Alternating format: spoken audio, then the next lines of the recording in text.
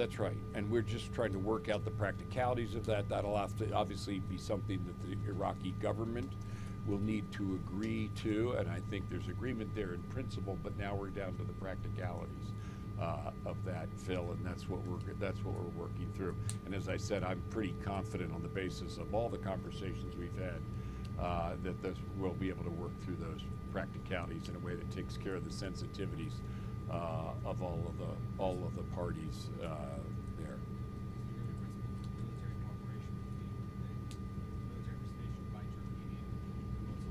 Yes. Yes. No, obviously this is anything that the counter-ISIL coalition does in Iraq will have to be with the approval of the government of Iraq. That's a principle that we and Turkey share, the integrity of the Iraqi state, but I'm confident that we can work things out and that there are things that would be very productive for Turkey to do. And we just need to work through those practicalities. I'm confident. But you have the agreement of the Iraqis on that? I think that Iraq is understands that Turkey, as a member of the counter-ISIL coalition, will play a role in counter-ISIL operations in Iraq, and secondly, that Turkey, since it neighbors the region of Mosul, has an interest in the ultimate outcome in Mosul. Many other parties do as well. It's a complicated city, and we all understand that. I think the Iraqi government understands that, the Turkish government understands it, and we understand it. And so we just need to work out a practical way where everybody is able to make the contribution they need to and stay focused on.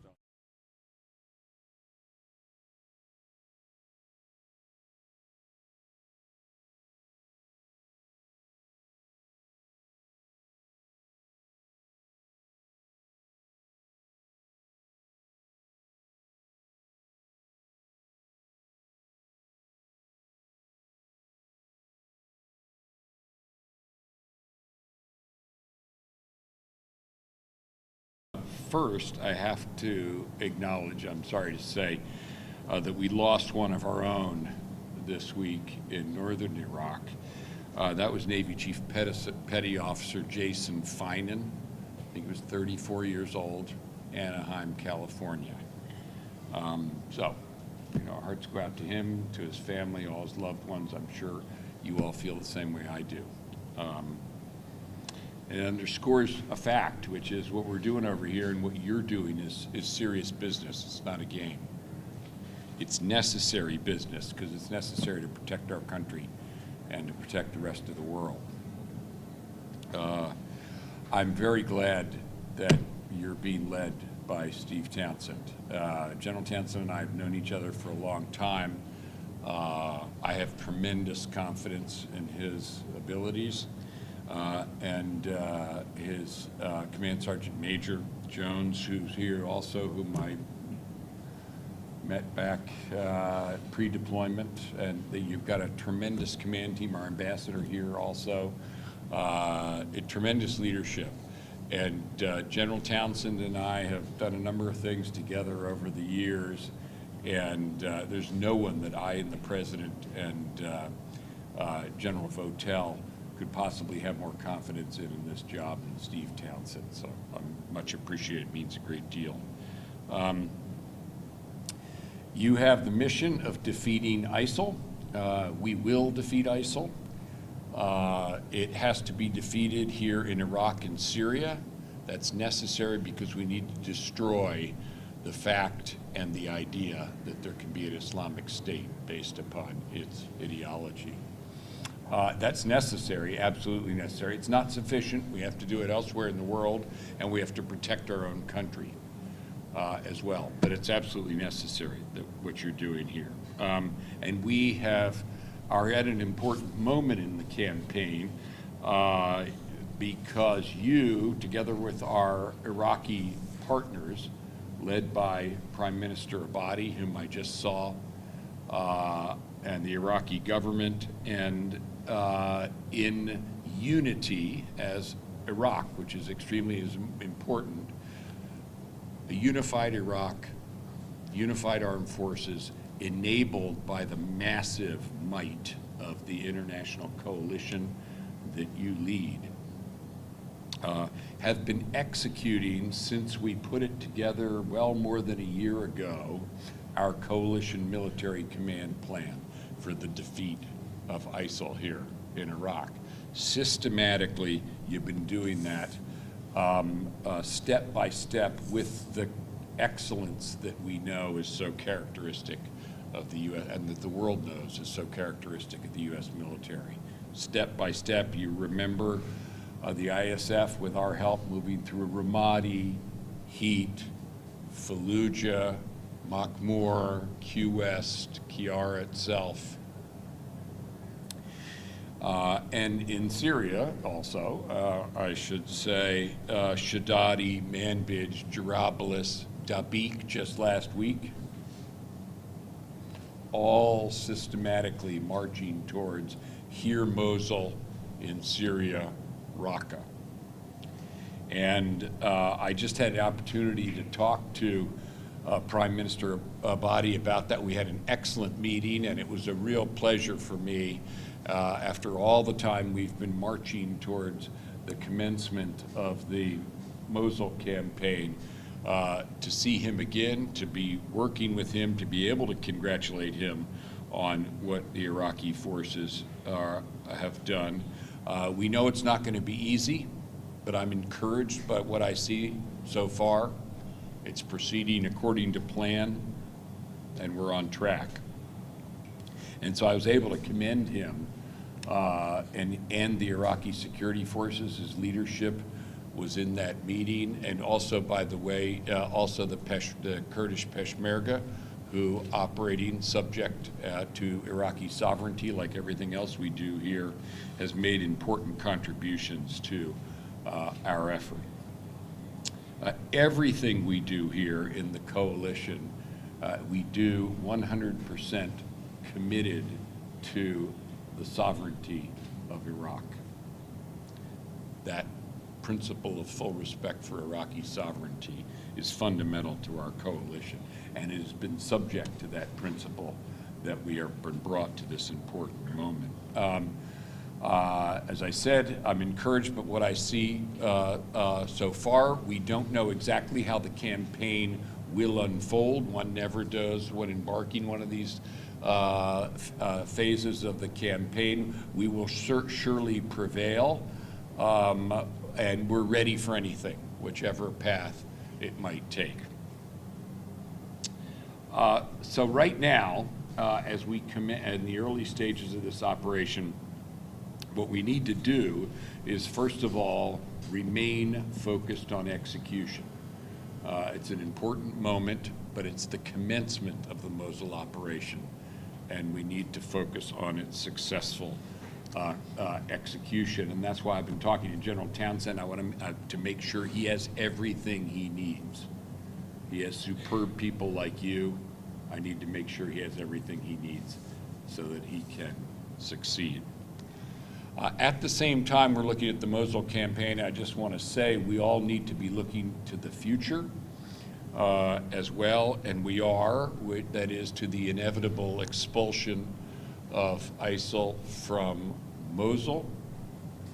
But at that point, we're going to need to be attentive to the reconstruction, the stabilization, and the governance of Mosul, because we all know that in order to make, we will have victory, but to make victory stick, you have to have, in the aftermath, decent governance and stabilization and reconstruction. I therefore took the opportunity earlier today to talk to the United Nations and the AID and the Iraqi government coordinators for that phase. That's not your job.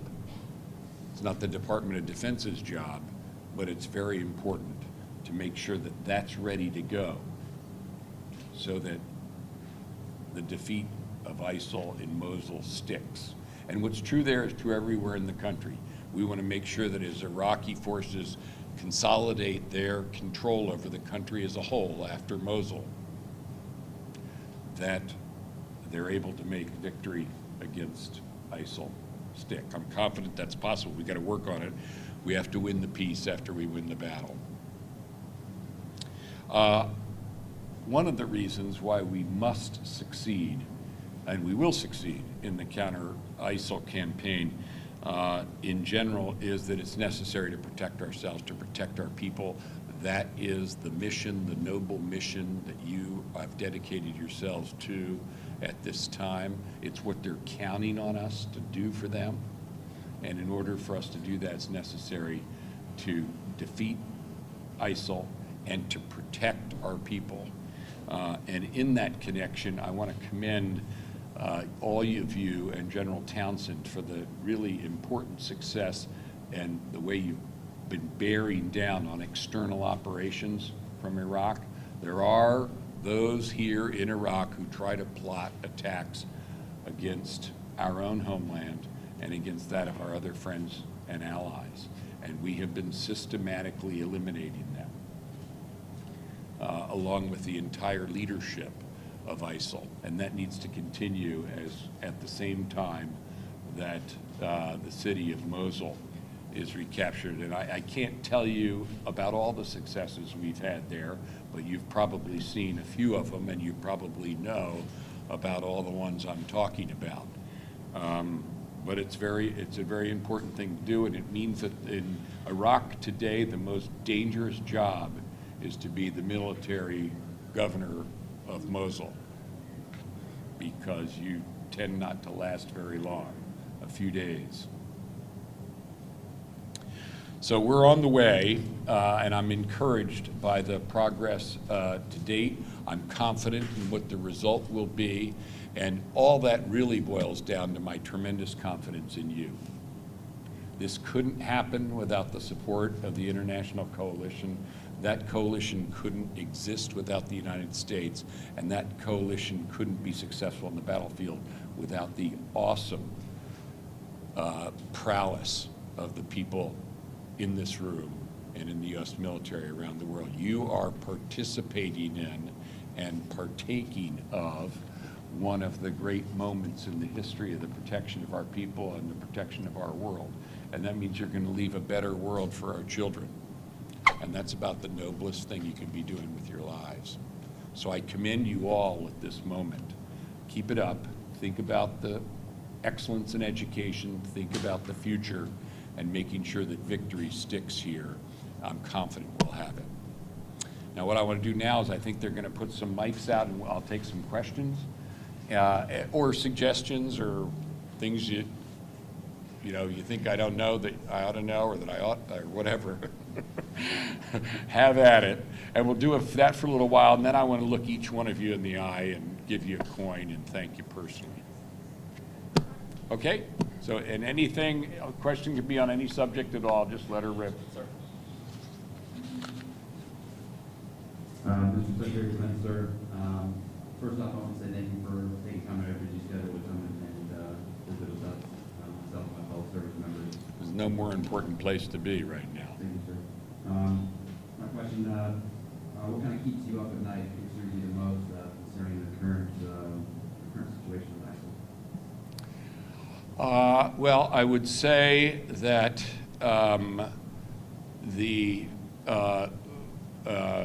I'm confident, and this doesn't keep me up, that we are going to succeed in the military campaign.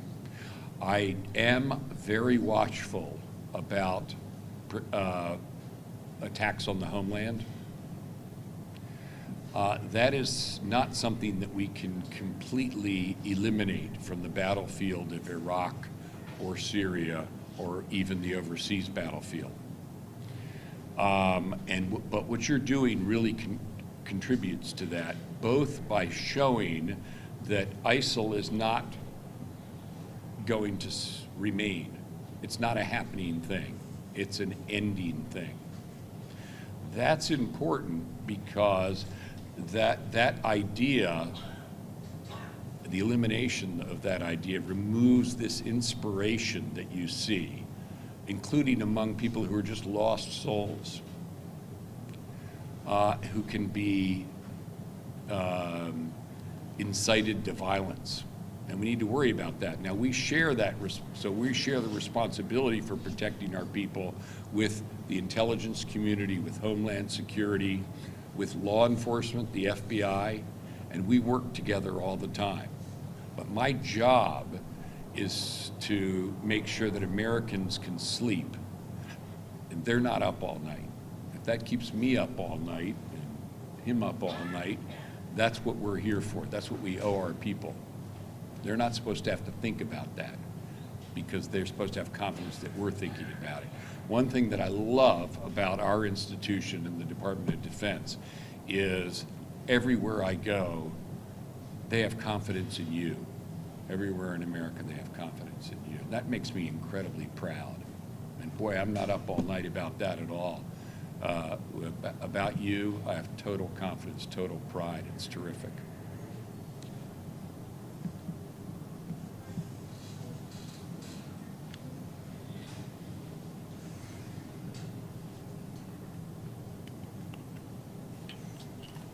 Sir, with us in the airspace with Russia, do you see the relationship with it getting better or worse?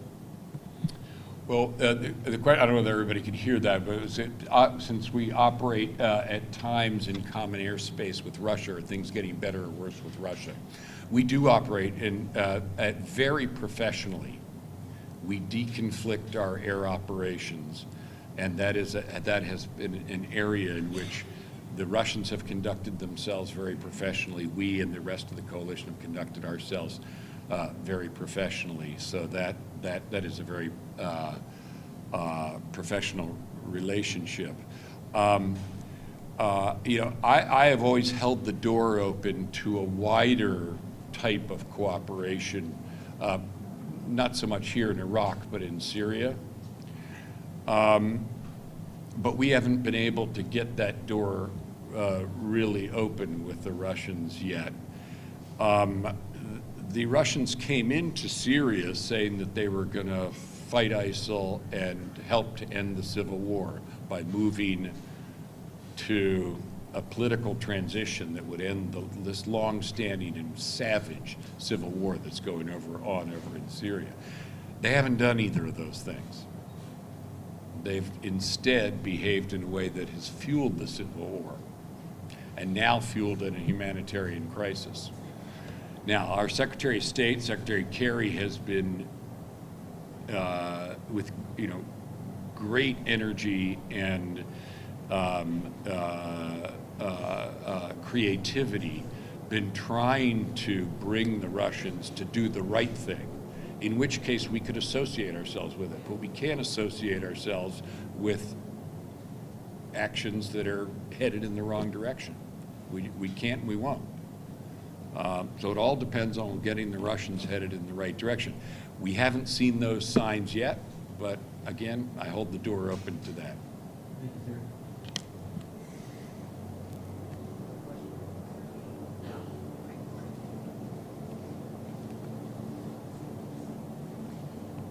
Good afternoon, sir. Senior Master Sergeant Salinas from the 870th Air Expeditionary Advisor Squadron. Once ISIL is defeated in Mosul, how many U.S. forces will remain in Iraq? And also, what will be the enduring presence of forces in Iraq into the future? So the question was, after the defeat of Mosul, what will the U.S. presence in Iraq be? We are discussing that. We have discussed that with the Iraqi government, and I only start there because in the end, it'll be a decision that we make with the Iraqi government. I'm simply repeating what I said before. We respect Iraqi sovereignty. I think we all recognize that what I said before about needing to win the peace is also important.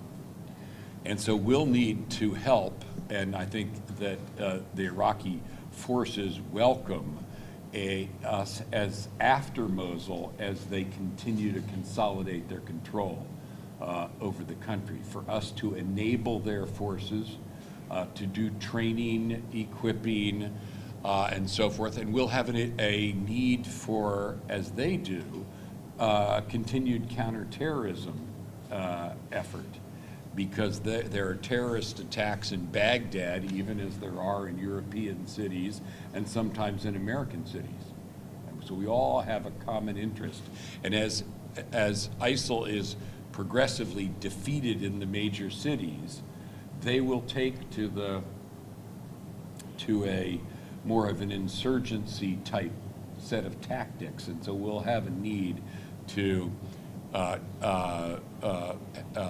help the Iraqis to protect themselves against that, and that will be also protecting us against that as well, because we don't want terrorists to be plots to be either emanating from here or inspired by anything going on in here. So we'll have a continuing interest, both in Iraqi stability nationwide and also in counterterrorism going forward.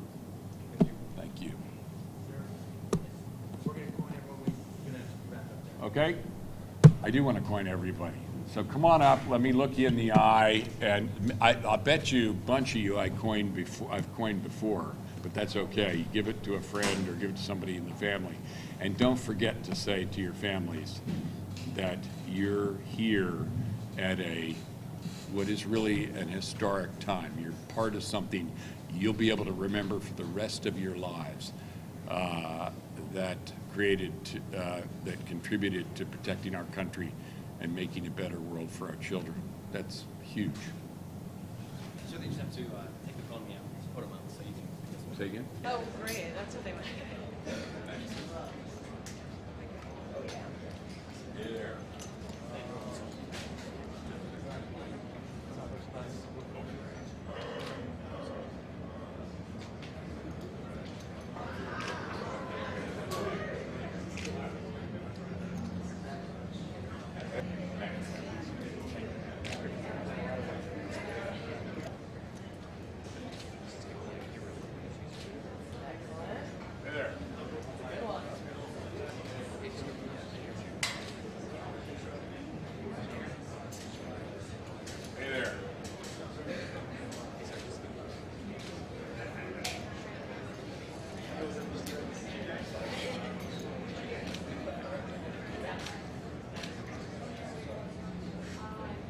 I got a new career over here. You doing all right, Seb? Oh, yeah.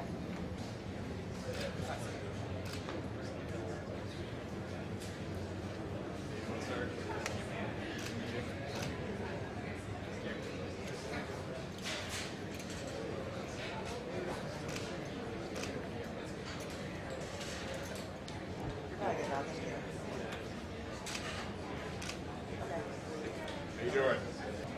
Hey there.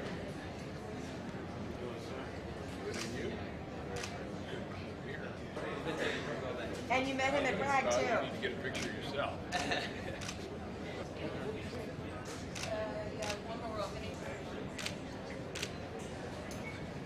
there. You can just look a little more towards me. Thank you. How are you?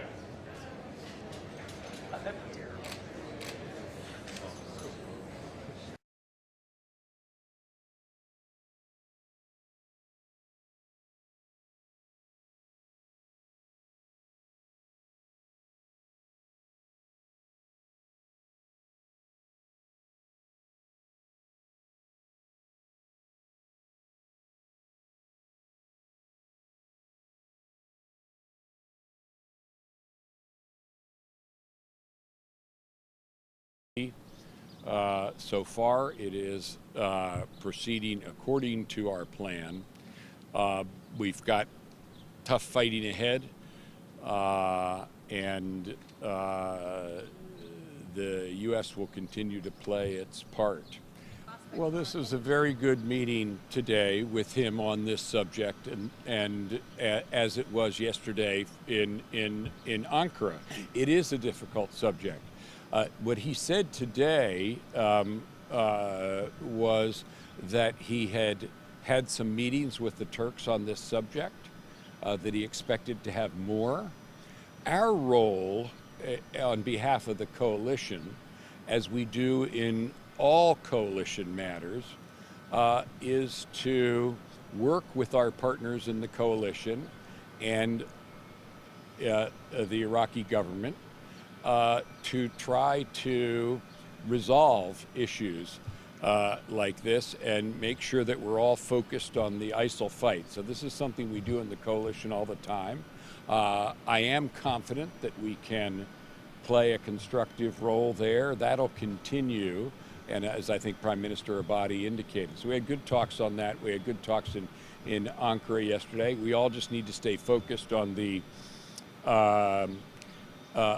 fight against ISIL, and we all proceed from the same basic principle, which is respect for Iraqi sovereignty. That is the principle upon which the coalition acts. And I think you had a second question for General Townsend. Yeah, I think I'd like to see the Turks do exactly what the policymakers and the government of Iraq are able to work out. Yeah. Well, that's a... That's good. One of the reasons you were coming here was to get the assessment of the Iraqis on how things were going. So what did they tell you that? Well, I mean, first of all, I think that I'll let them speak for themselves, but I think they share the view we do, which is that the campaign is proceeding according to the plan and the schedule that we've had. I asked the Prime Minister the same thing I asked General Townsend, which is there anything you don't have that you need? And we've provided Steve with everything he needs. We stand ready always, I've said this consistently in the counter-ISIL campaign, to do more if we have opportunities to do more to hasten the defeat of ISIL. But for now and for today, we have what we need, and I think, I don't want to speak for the Iraqis, but they didn't identify any capability that we had not yet provided. We did talk about the future, and I think there's an area where there is going to need to be more done, especially in the area of humanitarian assistance, reconstruction and stabilization. Now that isn't a defense mission or an Iraqi army mission, but it's a critical part of winning the peace. And so even as we embark on this phase with Mosul, and we need to think about the future, and we are, and I did discuss that with the Prime Minister. I told him that I had met with the UN coordinator, who is in charge of making those plans and carrying them out for Mosul, and she was able to describe to me in detail what was in that plan and how it foresaw various eventualities. Obviously, not the Department of Defense, but the U.S. Agency for International Development, the State Department, participate in those plans. So we did talk about that, and we also talked about what we need to continue to do in the area of counterterrorism to protect against attacks here of the kind that you've seen in Baghdad, that you saw in Kirkuk. And of course, that's our responsibility also to protect our homeland, and that's the interest that is shared by all the members of the coalition as well. So even as we all focus right now on this very important objective and the moment that we have come to in the campaign, we do have to think ahead and beyond that to the other things that need to be done. But those are capabilities that we're prepared to provide insofar as they represent capabilities of the Department of Defense. So we're always looking for opportunities to do more and to hasten this campaign. We expected a very tough fight in Mosul. It's a very large and complex objective. The resistance hasn't been more than I expected, or I think the Iraqis expected. It stiffened over the last couple of days, but that's not really surprising. We see the enemy, they're watching when an attack starts. It takes them a couple of days to kind of figure out what we're up to, and they start voting, as the enemy will vote in combat. But the resistance is about as what we've expected. A number, it's pretty significant. We're talking enemy indirect fire, multiple IEDs, multiple vehicle-borne IEDs each day, even some anti-tank guided missiles. So it's been very tough fighting, snipers, machine guns. The Iraqis expected this, and they're fighting through it. Can everybody hear that? It was I can repeat it. This is the U.S. forces after the fall of Mosul.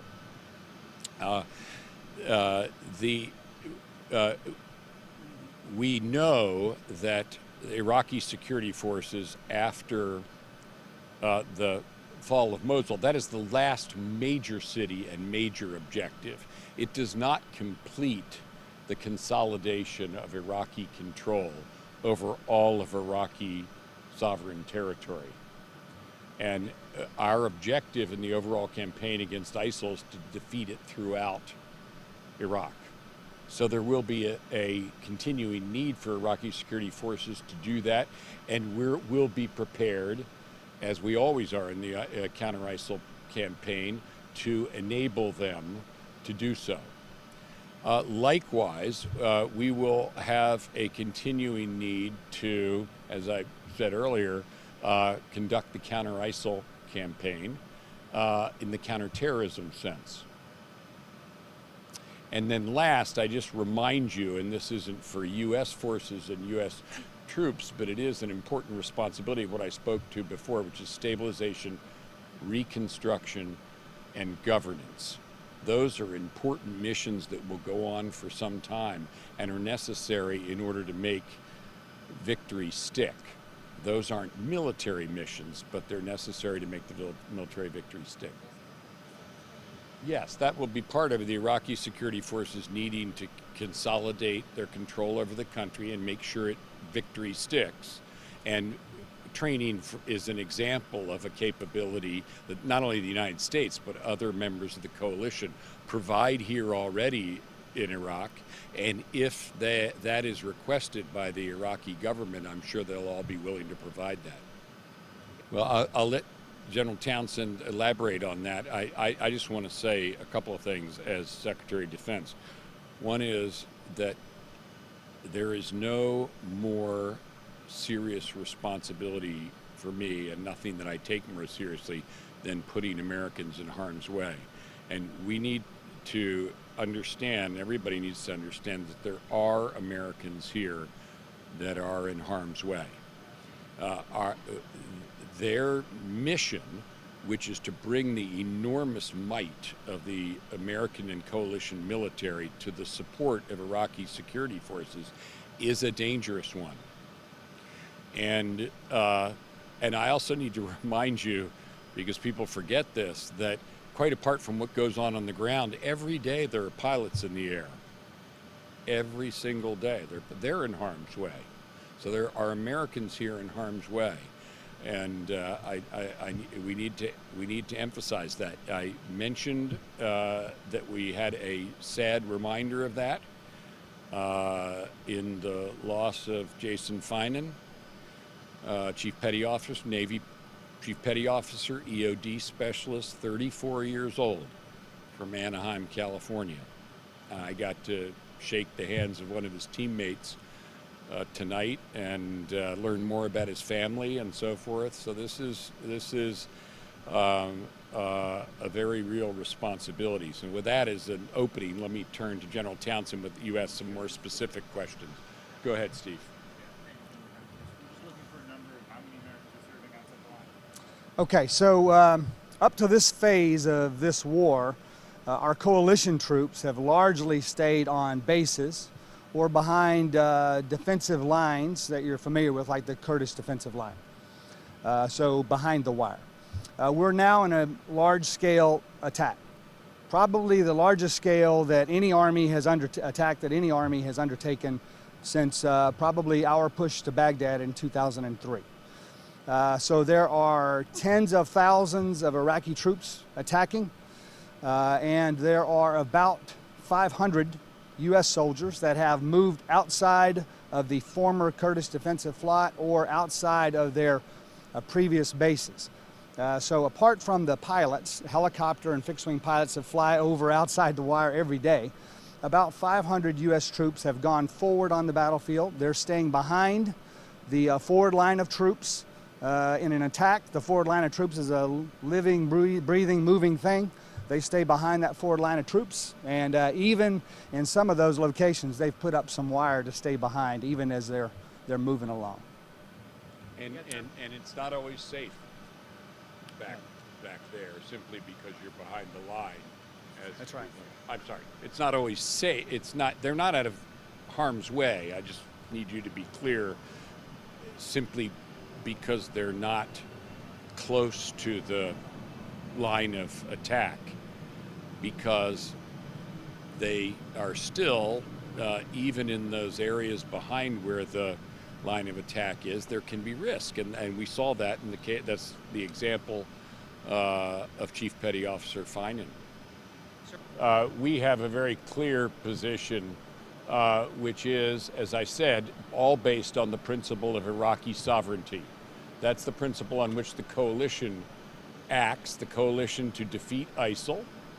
And Turkey is a member of that coalition, and so we work with them, as we do with all the coalition partners, to marshal contributions that they can make to the counter-ISIL campaign. That's something ultimately is that the Iraqi government decides, because we do everything subject to Iraqi sovereignty. So those principles are very clear in the American position, and that so no. With respect to your first question, as I said earlier, well, let me put it this way. You asked what kinds of support is the coalition and the Americans providing. It's a great variety. It's all in the categories of enabling the Iraqi security forces. But let me just remind you that the Iraqi units that are now participating and leading the envelopment of Mosul were trained and equipped in part with coalition help. They move around the battlefield in part with coalition logistics. They are supported by coalition fires. They are supported with intelligence, surveillance, and reconnaissance support. So it is a great variety of capabilities that the coalition, not just the United States, but that the coalition as a whole brings to the fight. And I also simply want to once again mention that there will be a continuing and growing need for non-military international assistance to the stabilization and reconstruction phase. I can't emphasize that enough. That's very important, and it will be necessary to make victory stick.